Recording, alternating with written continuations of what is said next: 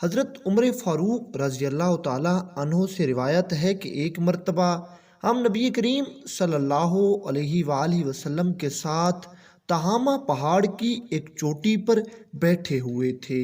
نبی کریم صلی اللہ علیہ وآلہ وسلم کے چہرہ انور سے نور کی شعائیں پھوٹ رہی تھیں، اور ہم نبی کریم صلی اللہ علیہ وآلہ وسلم کے الفاظ اور آپ کے انداز اور آپ کے خیالات مبارک سے لطف اندوز ہو رہے تھے۔ تبھی ہم نے دیکھا کہ ایک بوڑھا ہاتھ میں عصا لیے ہوئے آہستہ آہستہ چلتا ہوا نبی کریم صلی اللہ علیہ وآلہ وسلم کی طرف آنے لگا۔ تھوڑی دیر میں یہ بوڑھا شخص ہمارے قریب پہنچا۔ اس بوڑھے شخص نے جو اپنے ہاتھ میں ایک عصا لیے ہوئے تھا، نبی کریم صلی اللہ علیہ وآلہ وسلم کی بارگاہ اقدس میں حاضر ہو کر سلام عرض کیا۔ آپ صلی اللہ علیہ وآلہ وسلم نے اس کے سلام کا جواب دیا اور پھر آپ فرمانے لگے، اے میرے جانثارو، سن لو کہ اس کی آواز انسانوں کی طرح نہیں ہے، بلکہ اس کی آواز جنوں کی سی ہے۔ پھر آپ صلی اللہ علیہ وآلہ وسلم نے خود اس بوڑھے شخص سے پوچھا، تم کون ہو اور میرے پاس کس لیے آئے ہو؟ یہ بوڑھا شخص عرض کرنے لگا، حضور میں ایک جن ہوں، میرا نام حامہ بن ہیم بن لاکیس بن ابلیس ہے۔ اس بوڑھے شخص کی بات سن کر نبی کریم صلی اللہ علیہ وآلہ وسلم اپنی زبان مبارک سے فرمانے لگے، اس بات کا مطلب یہ ہوا کہ تجھ میں اور ابلیس میں فقط 2 پشتوں کا فاصلہ ہے۔ پھر نبی کریم صلی اللہ علیہ وآلہ وسلم اس جن سے پوچھنے لگے، اچھا یہ بتاؤ تمہاری عمر کتنی ہے؟ یہ بوڑھا شخص حضور سرور کونین کی بارگاہ میں عرض کرنے لگا، حضور میری عمر اتنی ہی ہے جتنی عمر اس دنیا کی ہے، بس اس دنیا سے میری عمر تھوڑی سی کم ہے۔ حضور میں آپ کو یہ بتانا چاہتا ہوں کہ جب قابیل نے حابیل کو قتل کیا تھا اس وقت میں کئی برس کا بچہ تھا، لیکن اتنا تھا کہ میں باتوں کو خوب سمجھتا تھا۔ پھر یہ بوڑھا شخص کہنے لگا، حضور اس وقت میں پہاڑوں میں دوڑتا پھرتا تھا اور طرح طرح کی شرارتیں بھی کرتا تھا۔ اس وقت میں لوگوں کا غلہ اور کھانے پینے کی اشیاء چرا لیا کرتا تھا، اور ساتھ میں لوگوں کے دلوں میں وسوسے بھی ڈالا کرتا تھا کہ وہ اپنے عزیز و اقربا کے ساتھ بدسلوکی کریں اور آپس میں دشمنیاں پال لیں۔ نبی کریم صلی اللہ علیہ وآلہ وسلم یہ سن کر فرمانے لگے، پھر تو تم بہت برے ہو، تم نے بہت برے برے کام کیے ہیں۔ یہ بوڑھا شخص کہنے لگا، حضور مجھے ملامت نہ فرمائیے، میں اب آپ کی بارگاہ میں توبہ کرنے کی غرض سے ہی آیا ہوں۔ اس سے پہلے میں حضرت نوح علیہ السلام کے ساتھ رہ چکا ہوں، اور 1000 سال تک میں حضرت نوح علیہ السلام کے ساتھ حضرت نوح علیہ السلام کی مسجد میں رہا ہوں، اور میں نے حضرت نوح علیہ السلام کی بارگاہ میں بھی توبہ کی ہے۔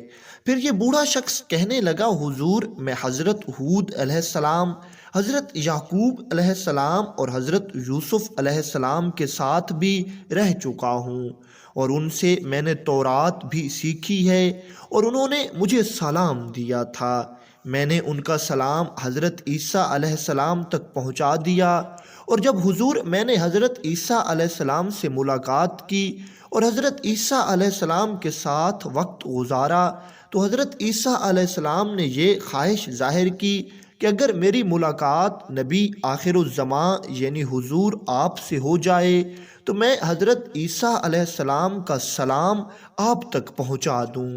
حضور اب میں اس امانت سے سبکدوش ہونا چاہتا ہوں، اور حضور میری یہ بھی خواہش ہے کہ آپ مجھے اپنی زبان حق ترجمان سے کچھ کلام تعلیم فرمائیں۔ نبی کریم صلی اللہ علیہ وآلہ وسلم نے اس بوڑھے شخص کی بات سن کر اپنی زبان مبارک سے اس بوڑھے جن کو سورت اخلاص، فلق، ناس، سورت شمس اور کچھ دوسری صورتیں تعلیم فرما دیں، اور پھر آپ صلی اللہ علیہ وآلہ وسلم اس بوڑھے شخص سے فرمانے لگے، اے حامہ، اگر کبھی کوئی ضرورت پڑے تو میرے پاس آ جانا، اور یاد رکھو کہ ہم سے ملاقات کرنا نہ چھوڑنا، ہم سے ملاقاتیں جاری رکھنا۔ حضرت عمر فاروق رضی اللہ تعالیٰ عنہ فرماتے ہیں کہ اس کے بعد وہ بوڑھا شخص وہاں سے چلا گیا، اور نبی کریم صلی اللہ علیہ وآلہ وسلم بھی اس جہان فانی سے ظاہری طور پر انتقال فرما گئے، لیکن نبی کریم صلی اللہ علیہ وآلہ وسلم نے اس واقعے کے بعد حامہ کا ذکر کبھی نہیں کیا تھا۔ اب اللہ اور اللہ کے رسول بہتر جانتے ہیں کہ حامہ اب بھی زندہ ہے یا مر گیا ہے۔ جن نکالنے کی نیت سے آئے اور نگاہ رسول کی تاب نہ لا سکے، ایک صحابی کے اسلام قبول کرنے کا نہایت ہی خوبصورت واقعہ، آؤ اسے سن کر اپنے اپنے ایمانوں کو تازہ کرتے ہیں۔ یہ واقعہ حضرت ضماد بن ازدی رضی اللہ تعالی عنہ کا ہے۔ آپ کا شمار السابقون الاولون میں ہوتا ہے۔ ضماد ازدی رضی اللہ تعالی عنہ طبابت کے ساتھ ساتھ جھاڑ پھونک، جنات و جادو کا علاج کرتے تھے، یعنی آپ رضی اللہ تعالی عنہ مختلف قسم کے جنتر اور منتر سے جنات کے سائے اتارتے تھے اور لوگوں کا علاج کرتے تھے۔ حضرت عبداللہ بن عباس رضی اللہ تعالی عنہ روایت کرتے ہیں کہ حضرت ضماد ازدی رضی اللہ تعالی عنہ ایک بار مکہ مکرمہ میں آئے تو کچھ کم عقل لوگوں سے سنا کہ محمد صلی اللہ علیہ وآلہ وسلم جادو کرنے لگ گئے ہیں، علم نجوم میں پڑھ کر غیب گوئی کرنے لگے ہیں، یا انہیں کوئی جنون لاحق ہو گیا ہے۔ معاذ اللہ، اللہ کی پناہ، مکہ کے کم عقل کافروں نے نبی کریم صلی اللہ علیہ وآلہ وسلم کے بارے میں اور بھی کئی الفاظ کہے۔ اللہ کی پناہ، حضرت ضماد ازدی رضی اللہ تعالی عنہ لوگوں سے پوچھنے لگے، اچھا مجھے بتائیں کہ اس وقت آپ کہاں ملیں گے؟ ہو سکتا ہے میں آپ کا علاج کروں اور آپ کو اللہ تعالیٰ صحت دے دے۔ یاد رکھیں کہ اس وقت حضرت ضماد ازدی رضی اللہ تعالیٰ عنہ نے کلمہ نہیں پڑھا تھا، اس لیے آپ ایسی باتیں کر رہے تھے۔ پھر ایک جگہ پر نبی کریم صلی اللہ علیہ وآلہ وسلم سے ملاقات ہوئی تو حضرت ضماد ازدی کہنے لگا، یا محمد صلی اللہ علیہ وآلہ وسلم، میں جنون کا علاج کرتا ہوں، اللہ جسے چاہتا ہے شفا دے دیتا ہے، آپ بھی علاج کرا لیں۔ معاذ اللہ، آپ صلی اللہ علیہ وآلہ وسلم فرمانے لگے، ٹھیک ہے، جیسا تم کہو گے میں ویسا ہی کروں گا، لیکن اس سے پہلے تم میرا کلام سن لو۔ اور پھر آپ صلی اللہ علیہ وآلہ وسلم نے فرمایا، بے شک تمام تعریفیں اللہ ہی کے لیے ہیں، ہم اسی سے مدد چاہتے ہیں اور اسی سے مغفرت کے طلبگار ہیں۔ ہم اپنے نفسوں کے شر سے اللہ ہی کی پناہ چاہتے ہیں، جسے اللہ ہدایت دے، اسے گمراہ کرنے والا کوئی نہ ہوگا، اور جسے وہ گمراہ کر دے کوئی اسے ہدایت نہیں دے سکتا۔ میں گواہی دیتا ہوں کہ اللہ اکیلے کے سوا کوئی معبود نہیں، کوئی اس کا شریک کار نہیں۔ میں گواہی دیتا ہوں کہ محمد صلی اللہ علیہ وآلہ وسلم اللہ کے بندے اور اللہ کے رسول ہیں۔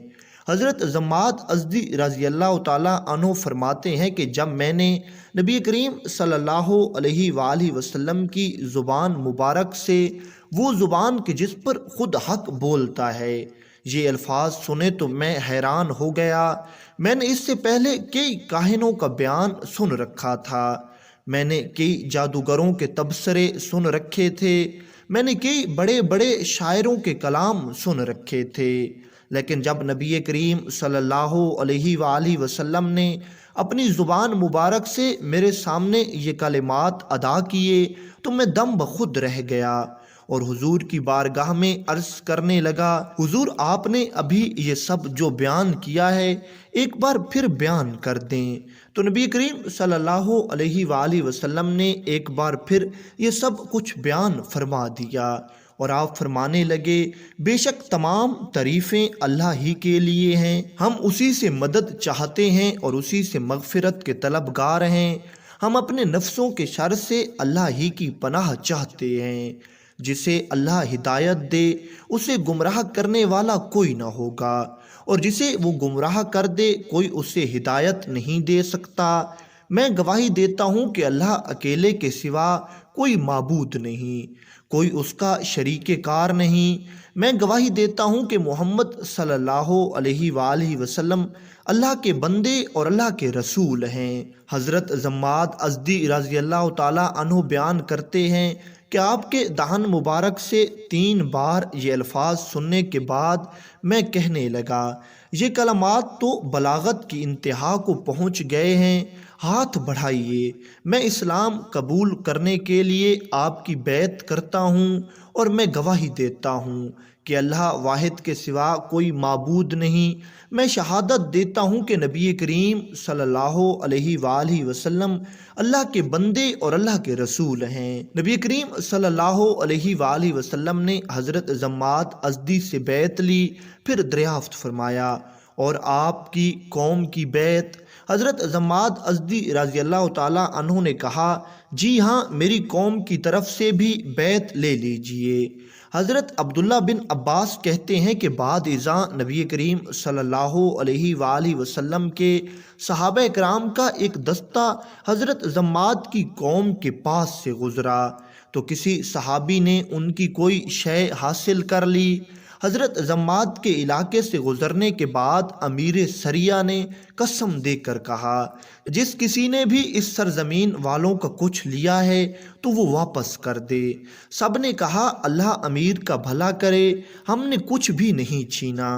کچھ دیر کے بعد ایک شخص ایک لوٹا لے آیا اور کہنے لگا، حضور میں نے یہ لیا تھا، اسے واپس کرو۔ کمانڈر نے فوراً حکم دے دیا، یہ حضرت ضماد کی قوم ہے جس نے نبی کریم صلی اللہ علیہ وآلہ وسلم کی بیعت کر رکھی ہے۔ اب یہاں یہ سن لیں کہ یہاں پر علماء کا تھوڑا سا اختلاف ہے۔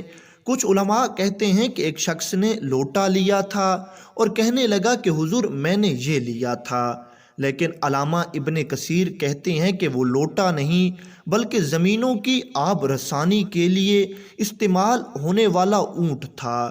باقی اللہ تعالیٰ بہت بہتر جانتا ہے۔